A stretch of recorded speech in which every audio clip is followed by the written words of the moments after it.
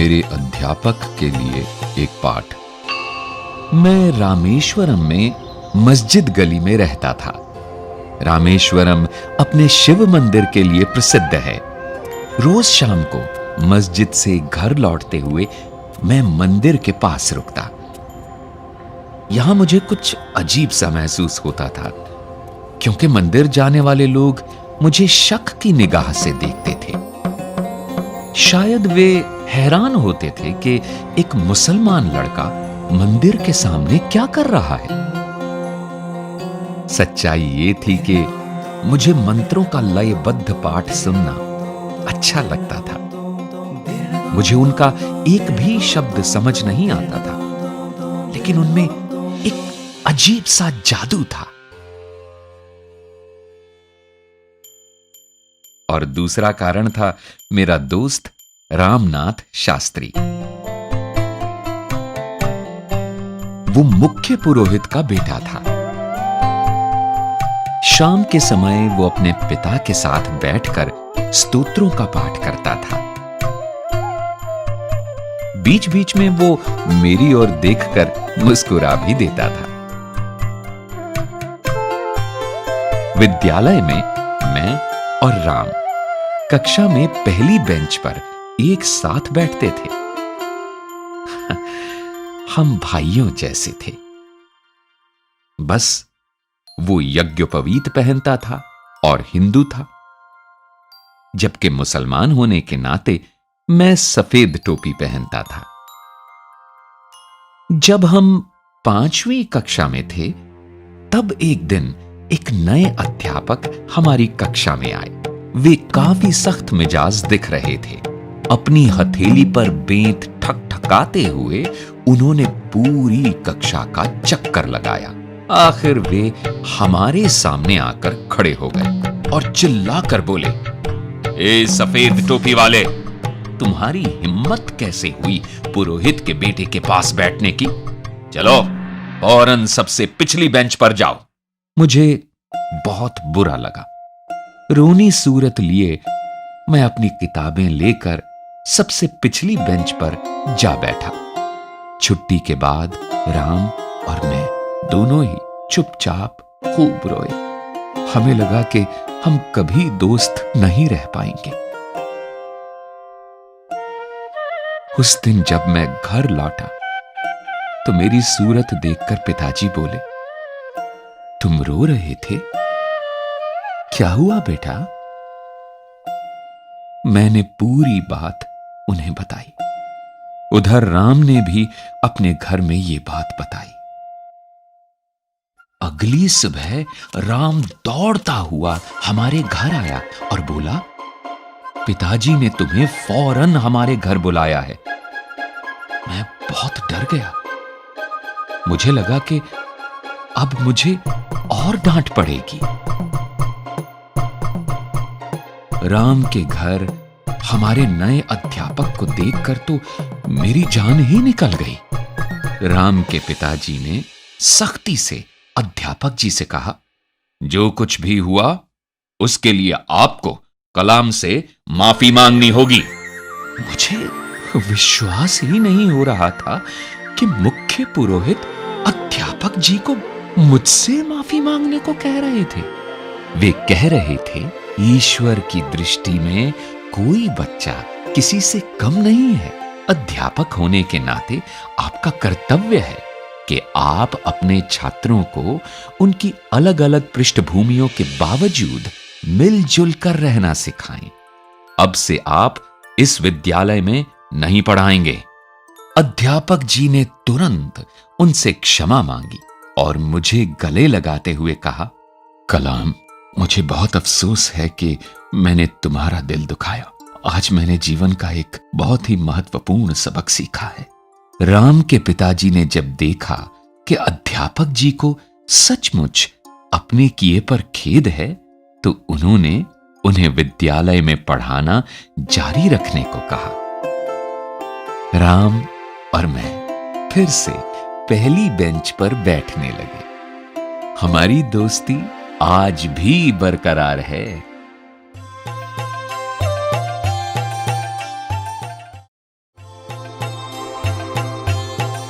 मैं प्रथम आया। दूसरा विश्व युद्ध बस खत्म ही हुआ था और भारत उत्सुकता से अपनी आजादी का इंतजार कर रहा था। रेडियो पर अक्सर सुनाई देता था कि गांधी जी ने घोषणा की है, भारतवासी अपने भारत का निर्माण खुद करेंगे। देश अभूतपूर्व आशा से भरा था। मैं मन ही मन अपने देश के लिए कुछ करना चाहता था। इसके लिए किसी अच्छे विद्यालय में पढ़ना जरूरी था। लेकिन मैं अपने माता पिता से यह बात कहने का साहस नहीं जुटा पाता था, क्योंकि मैं जानता था कि वे मुझे अच्छे विद्यालय में नहीं पढ़ा पाएंगे। एक दिन मुझे अचरज में डालते हुए मेरे पिताजी ने मुझसे कहा, अब्दुल, मैं जानता हूं कि तुम्हारे मन में आगे पढ़ने की कितनी इच्छा है। हम अनपढ़ लोग हैं, लेकिन मैंने और तुम्हारी मां ने तुम्हें लेकर बहुत ऊंचे सपने देखे हैं। तुम फिक्र मत करो, जैसे भी हो हम पैसों का इंतजाम करेंगे ताकि तुम अच्छे विद्यालय में पढ़ सको। रामेश्वरम से दूर समुद्र पार चहल पहल भरे रामनाथपुरम शहर में था द श्वार्ट्ज स्कूल। मेरे भैया मुझे वहां ले गए और मेरा दाखिला करवा दिया। वो बहुत अच्छा विद्यालय था। उन दिनों आजकल की तरह बिजली के पंखे नहीं होते थे। मौसम गर्म और उमस भरा होता तो छात्रों को पेड़ों के नीचे बैठाकर पढ़ाया जाता। दूसरे विषय की कक्षा में जाने का मतलब होता था दौड़कर दूसरे पेड़ के नीचे जाना। एक दिन मैं जल्दी में गलत कक्षा में चला गया। वहां हमारे गणित के अध्यापक पढ़ा रहे थे। वे चश्मे में से मुझे घूरते हुए बोले, अगर तुम सही कक्षा नहीं ढूंढ सकते तो तुम इस विद्यालय में क्या कर रहे हो? तुम्हें तो अपने गांव लौट जाना चाहिए जहां से तुम आए हो। फिर उन्होंने मेरी गर्दन पकड़ी और पूरी कक्षा के सामने मुझे बेंत लगाए। मेरा दिल टूट गया। मुझे इस विद्यालय में भेजने के लिए मेरे परिवार ने बहुत त्याग किया था। कभी कभी मुझे घर की बहुत याद आती थी, लेकिन मैंने ठान लिया था कि मैं अपने परिवार का नाम जरूर रोशन करूंगा। उस दिन मैंने निश्चय कर लिया कि मैं सिर्फ अच्छा छात्र ही नहीं बनूंगा, बल्कि सबसे अच्छा छात्र बनूंगा। मैं दिन रात पढ़ाई में जुट गया। कुछ महीनों बाद जब परीक्षा का परिणाम आया तो मुझे गणित में पूरे अंक मिले थे। मैं उत्साह से भर उठा। अगली सुबह प्रार्थना के बाद मुझे दंडित करने वाले गणित के अध्यापक जी खड़े हुए और मुस्कुराकर बोले, मैं जिसे भी बेंत लगाता हूं वह महान बन जाता है। उनकी बात सुनकर सब लोग हंसने लगे। फिर अध्यापक जी ने पूरी बात बताई और मेरी ओर इशारा करते हुए बोले, मेरी बात याद रखना, एक दिन ये लड़का इस विद्यालय और अध्यापकों का मान जरूर बढ़ाएगा। अध्यापक जी की बात सुनकर मैं पहले हुए अपने अपमान की कड़वाहट भूल गया।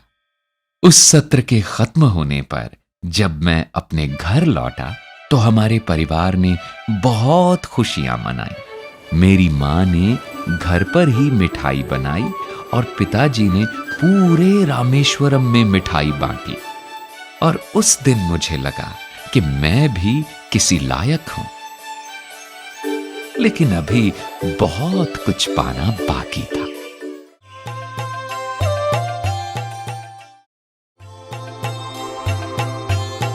फाइटर जेट का डिजाइन बनाना। बचपन में रामेश्वरम में मैं और मेरे दोस्त विद्यालय से पैदल घर वापस आया करते थे। हम रोज गांव के तालाब के किनारे कुछ देर रुकते। मेरे दोस्त तालाब की लहराती सतह पर कंकड़ फेंकने का अभ्यास करते और मैं बैठा सारसों और समुद्री पक्षियों को आकाश में उड़ान भरते देखता। उनकी उड़ान देखते हुए मैं भविष्य के सपनों में खो जाता था। जैसे जैसे मैं बड़ा हुआ, मुझे अपना लक्ष्य स्पष्ट दिखाई देने लगा। मेरी समझ में आ गया था कि अपने सपने सच करने के लिए मुझे इंजीनियरिंग की पढ़ाई करनी होगी। मद्रास इंस्टीट्यूट ऑफ टेक्नोलॉजी तकनीकी अध्ययन के लिए दक्षिण भारत में सबसे अच्छा संस्थान था। मैंने बड़ी मेहनत से पढ़ाई करके स्कॉलरशिप हासिल की ताकि मैं इस संस्थान में पढ़ सकूं। उस दिन मुझे अपना लक्ष्य और भी साफ दिखाई देने लगा जब मैंने MIT में कदम रखा। MIT के परिसर में 2 बड़े विमान प्रदर्शन के लिए रखे गए थे। मुझे अच्छी तरह याद है कि बाकी छात्रों के छात्रावास में चले जाने के काफी देर बाद तक भी मैं विमानों के पास बैठा रहता था। इनके निर्माण और डिजाइन ने मेरा मन मोह लिया था और मेरे मन में भी किसी दिन ऐसा ही विमान बनाने का सपना जागने लगा था। इंजीनियरिंग की पढ़ाई के दौरान आखिरी प्रोजेक्ट के लिए मुझे कक्षा के 4 और साथियों के साथ मिलकर एक फाइटर जेट विमान डिजाइन करने को कहा गया। हमने काम आपस में बांट लिया। एक दिन मेरे काम की प्रगति की जानकारी लेने के बाद हमारे अध्यापक ने मुझसे कहा, अब्दुल, मैं तुम्हारी कार्य योजना से सचमुच निराश हुआ हूं। मैंने तुमसे कहीं बेहतर काम की अपेक्षा की थी। मैंने उन्हें कई कारण बताए, लेकिन उन्होंने मेरी एक न सुनी। आखिर मैंने विनती की, सर, मुझे 1 महीने का समय दीजिए। मुझे विश्वास है कि मैं बेहतर डिजाइन बना लूंगा। उन्होंने मुझ पर नजर डाली और बोले, देखो नौजवान, मैं तुम्हें 3 दिन दे रहा हूं। अगर सोमवार की सुबह तुमने मुझे इससे बेहतर डिजाइन न दिखाया तो शायद तुम्हें अपनी स्कॉलरशिप से हाथ धोना पड़ेगा। मैं स्तब्ध रह गया। मेरा भविष्य, मेरे सपने स्कॉलरशिप पर टिके थे। उसके बिना मैं कुछ नहीं कर पाता। मेरे पास डट कर काम करने के अलावा कोई चारा नहीं था। उस रात मैंने पलक तक नहीं झपकाई। अगली सुबह बस घंटे भर आराम किया, जरा सा कुछ मुंह में डाला और फिर काम में जुट गया। रविवार की सुबह मैं काम खत्म कर ही रहा था कि अचानक मुझे लगा जैसे मेरे पीछे कोई खड़ा है। मुड़कर देखा तो पाया मेरे अध्यापक मेरी ड्राइंग को बड़े ध्यान से देख रहे थे। मेरे काम को अच्छी तरह जांचने के बाद उन्होंने मेरी पीठ थपथपाई और बोले, मैं जानता था कि काम पूरा करने के लिए बहुत कम समय देकर मैंने तुम पर दबाव डाला, लेकिन मैंने कभी उम्मीद नहीं की थी कि तुम इतना बढ़िया काम कर दिखाओगे। अध्यापक जी की बात सुनकर मुझे इतनी राहत और खुशी मिली कि मैं भूल ही गया था कि पिछले 3 दिनों में मैं खाना सोना सब भुलाकर काम में जुटा रहा था। न सिर्फ मेरी स्कॉलरशिप जारी रही, बल्कि मद्रास इंस्टीट्यूट ऑफ टेक्नोलॉजी की परीक्षा भी मैंने बहुत अच्छे अंकों से पास की। मैं विमान का डिजाइन बनाने का अपना लक्ष्य पाने में सफल रहा था और अब विमान उड़ाने के अपने सपने के भी बहुत करीब आ गया था। मैं सोचकर ही उल्लास से भर उठता था कि बचपन में देखे समुद्री पक्षियों की तरह मैं भी जल्द ही आकाश में उड़ान भर पाऊंगा।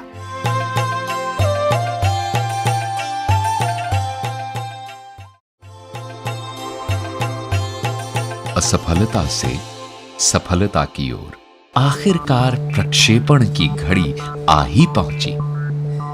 इस क्षण के लिए हम लोगों ने 7 बरस अथक परिश्रम किया था। हमारे दल के सभी लोग सांस थामे भारत के पहले उपग्रह प्रक्षेपण यान यानी सैटेलाइट लॉन्च व्हीकल SLV-3 के प्रक्षेपण की प्रतीक्षा कर रहे थे। उल्टी गिनती शुरू हुई। 10, 9, 8, 7, 6, 5, 4, 3, 2, 1, lift off! पहले चरण का प्रदर्शन बहुत बढ़िया रहा। हम मंत्रमुग्ध खड़े देख रहे थे। हमारी आशाएं SLV-3 के रूप में उड़ान भर रही थी। अचानक जैसे सपना टूटा, दूसरा चरण नियंत्रण से बाहर हो गया और 317 सेकंड बाद उड़ान समाप्त करनी पड़ी। पूरा ढांचा समुद्र में जा गिरा। हमारी आशाएं धराशायी हो गई। एक पल जादू था और दूसरे ही पल गहरी हताशा। हम में से ज्यादातर के लिए यह घटना एक बड़ा सदमा थी। मैं क्रोध और हताशा से भर उठा। एक संवाददाता सम्मेलन का आयोजन किया गया था, जिसमें प्रक्षेपण की असफलता के कारणों पर चर्चा होनी थी। मैं SLV-3 की असफलता के लिए खुद को जिम्मेदार मान रहा था और मन ही मन डर से कांप रहा था। मैं जानता था कि संवाददाता सम्मेलन में मेरी और मेरे दल की खूब आलोचना होगी, लेकिन हमारे संगठन के अध्यक्ष प्रोफेसर सतीश धवन ने मुझसे माइक ले लिया और आत्मविश्वास के साथ सभी प्रश्नों के उत्तर दिए। उनके अविचलित रहने और विचारों की स्पष्टता से मैं सचमुच बहुत प्रभावित हुआ। प्रोफेसर धवन ने कहा, "ये अभियान बहुत जटिल होते हैं। हमें पता लगाना होगा कि गलती कहां हुई, गलती ठीक करनी है और फिर निश्चित रूप से देखना है कि ऐसी गलती दोहराई न जाए।" और फिर उन्होंने कहा, "मुझे पूरा विश्वास है कि ठीक 1 साल के अंदर हम एक उपग्रह को सफलतापूर्वक पृथ्वी की कक्षा में स्थापित करने का लक्ष्य प्राप्त कर पाएंगे।" उनके इस वाक्य ने मेरी बहुत हिम्मत बंधाई और मैं जोश से भर उठा। पिछले सप्ताह भर मैं नाम मात्र ही सोया था। मैं सीधा अपने कमरे में गया और बिस्तर पर जा गिरा। ठीक 1 साल बाद 18 जुलाई 1980 को एक बार फिर पूरे देश की निगाहें हम पर थी। भारतीय अंतरिक्ष कार्यक्रम का भविष्य बदल देने वाले प्रक्षेपण की घड़ी आ पहुंची थी। तड़के ही SLV-3 ने उड़ान भरी। उपग्रह कक्षा में सफलतापूर्वक स्थापित हो चुका था और तब मैंने अपने जीवन के सबसे महत्वपूर्ण शब्द बोले। Mission director calling all stations. सभी चरण सफलतापूर्वक पूरे कर लिए गए हैं और उपग्रह रोहिणी अब अपने ग्रह पथ में है। चारों ओर से उल्लास भरी आवाजें उठने लगी। जब मैं इमारत से बाहर निकला तो मेरे सहकर्मियों ने मुझे कंधों पर उठा लिया और जुलूस बनाकर प्रक्षेपण स्थल की ओर ले चले। वो मेरे जीवन का सबसे गर्व भरा और सबसे सुखद क्षण था। मुझे अपने दल पर बहुत गर्व हुआ। पूरा देश उत्साह से भर उठा। भारत उपग्रह प्रक्षेपित करने की क्षमता से संपन्न देशों के छोटे से समूह में शामिल हो गया था। हर अखबार के पहले पृष्ठ पर उपग्रह के सफल प्रक्षेपण की खबर थी। एक बार फिर संवाददाता सम्मेलन हुआ। मैंने प्रोफेसर धवन से अनुरोध किया कि संवाददाता सम्मेलन वे ही संबोधित करें, लेकिन इस बार उन्होंने माइक मेरी ओर करके मुझे ही प्रश्नों के उत्तर देने दिए। उन्हें पता था कि इस परियोजना पर मैंने कितना श्रम किया है और उन्हें लगा कि प्रश्नों के उत्तर मुझे ही देने चाहिए। उस दिन मैंने सीखा कि दल का नेता अपने दल का मार्गदर्शन कैसे करता है। वो असफलता का दोष खुद लेकर सफलता का श्रेय अपने दल को देता है। मैंने मन ही मन सोचा कि काश किसी दिन मैं भी ऐसे ही अपने दल को प्रोत्साहित कर पाऊं।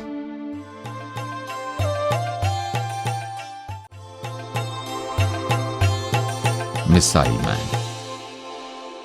अखबारों में अग्नि मिसाइल की बार बार असफलता और उसके परीक्षण में हो रही देरी की काफी चर्चा थी।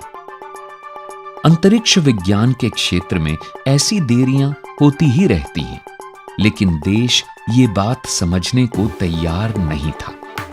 अपनी समस्याएं हमें खुद ही सुलझानी थी। लोग अपने अपने ढंग से देरी का मतलब निकाल रहे थे। अमूल के एक विज्ञापन में तो हंसी हंसी में यहां तक सुझाव दे डाला गया कि अग्नि को चलाने के लिए उन्हें अमूल मक्खन का इस्तेमाल ईंधन के तौर पर करना चाहिए। परीक्षण में देर होने के कारण अखबार हाथ धोकर हमारे पीछे पड़े थे और बार बार की असफलता से मेरे दल का मनोबल टूट चुका था। मुझे वे अनेक अवसर याद आए जब हमारे दल के नेताओं ने हमारा मनोबल बढ़ाया था।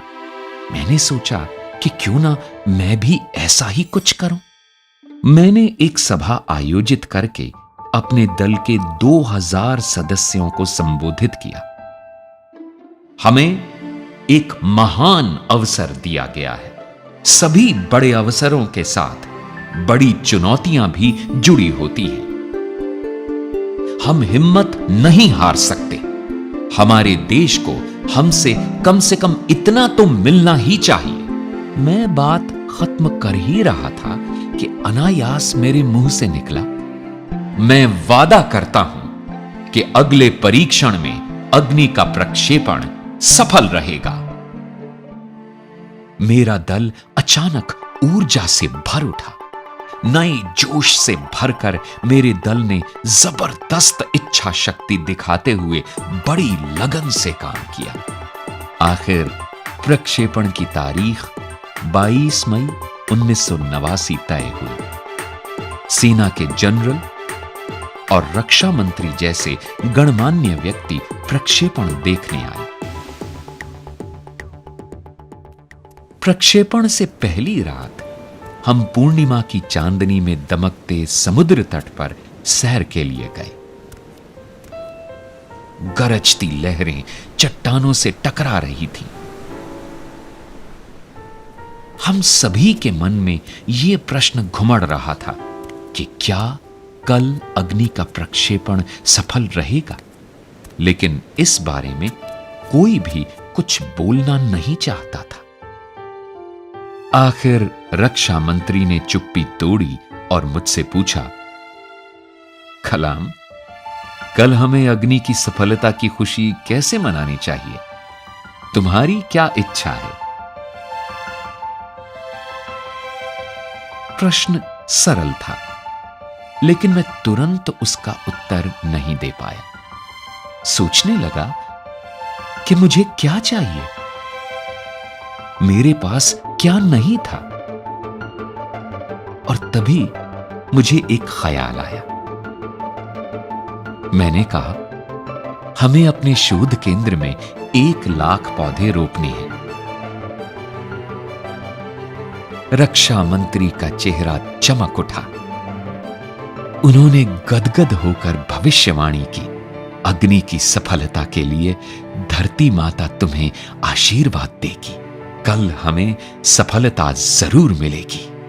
अगले दिन सुबह 7:10 पर अग्नि का प्रक्षेपण हुआ, एकदम बाधा रहित और त्रुटिहीन।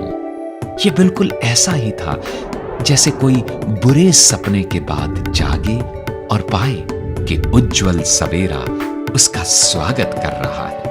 विभिन्न कार्य केंद्रों पर 5 वर्षों तक लगातार चले काम का अच्छा परिणाम मिला था। कुल 600 सेकंड की सुंदर उड़ान ने हमारी सारी थकान को पोंछ डाला। बरसों की मेहनत की ये अद्भुत परिणति सामने आई थी। ये मेरे जीवन के महानतम क्षणों में से एक था और हमेशा रहेगा।